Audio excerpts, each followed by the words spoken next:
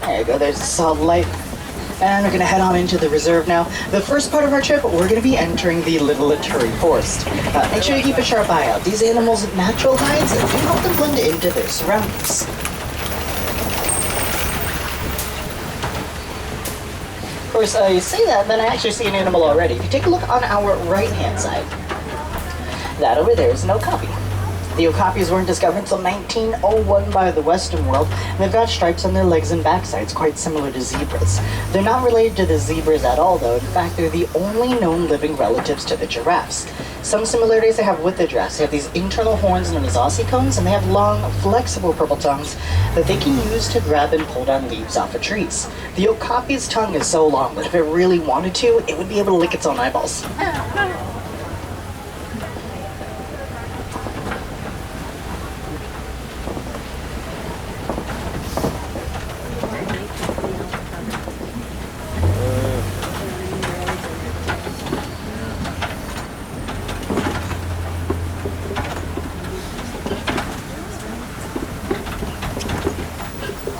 Take a look on our left-hand side. A little bit further back, but there's a rhino all the way up against the rock wall.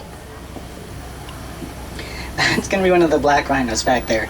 The black rhinos, they can weigh up to around 3,000 pounds, and they can charge around 35 miles an hour. They're a little territorial. They prefer to live alone, maybe one other rhino nearby, but that's about it. There's another one, again, here on our left-hand side that's napping up against the rock wall.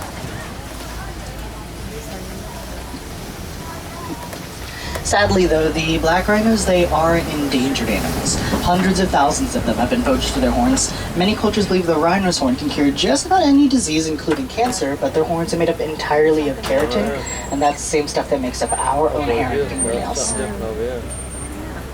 You see a few more animals on our right-hand side. Gray fur and white stripes are the greater kudu, and orange fur and white stripes, those are the bongos. The greater kudu, they are the second tallest antelope in Africa. They stand at around 6 feet tall just at their shoulders, and the bongos, they are known as the ghosts of the forest because they're very rarely ever seen. Their horns, they'll all grow twisted and backwards. Helps keep them from getting caught in the brush and shrub as they move about. But we are going to be making our way out of the forest, and we're going to head on over to Safi River. And Safi River is home to animals such as the crocodiles.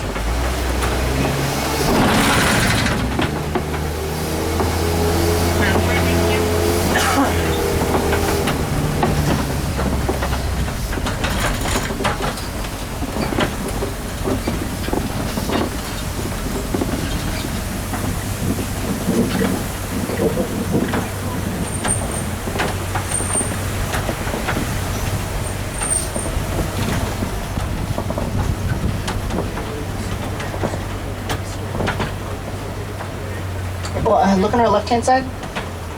Just went under a little bit. There are some hippos in the water. So right next to the baby ducks. You can see the hippo moving. Oh, look at the little baby ducks. Oh, look at the little hippos spend their you scared him. Hippos spend their entire lives in or right around the water. They usually only leave for a little bit to graze, and then they head right back inside. They don't eat meat. He's just chasing. He won't eat them. Swim fast, ducks. He's an herbivore. Don't worry, Duck, easy.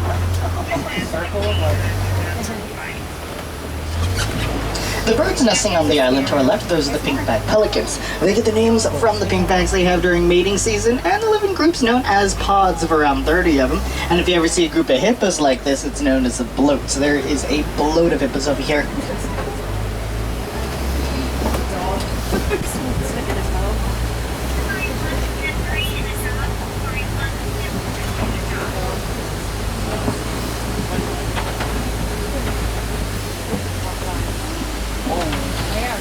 Continue looking on our left-hand side, you're going to see the Nile crocodile.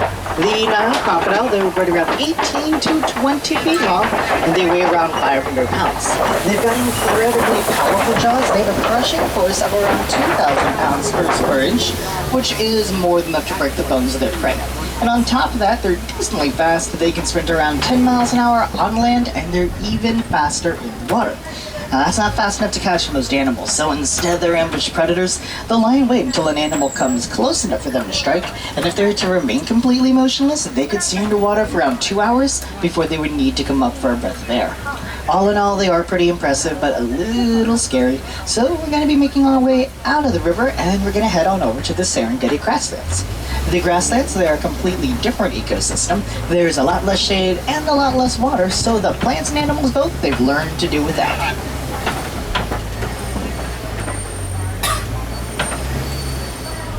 And a really good example of that, straight ahead of us, the weird-looking tree is going to be the baobab tree. Baobab trees will go leafless about 9 months out of the year to help conserve water, and they're also known as the upside-down trees because the branches, they do look alike, or a lot like roots. They can store thousands of gallons of water inside of their trunks for use during the dry season, and animals know this as well, so they'll tear off parts of the bark and chew on it in order to get to the water inside.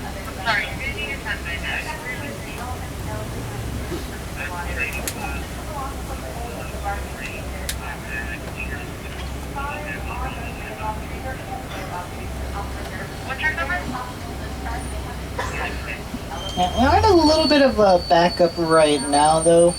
There are some animals that are in the process of crossing the road, so they're blocking up the trucks a little bit.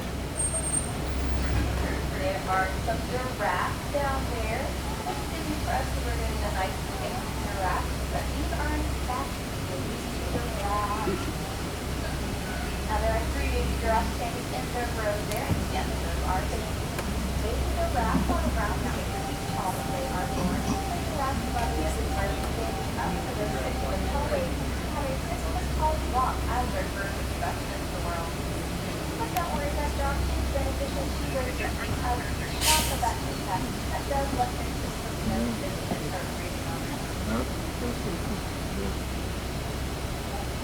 Safari 33 on in here. Those were giraffes. There it is. That's exactly how the animal spawn and die is supposed to Where's that?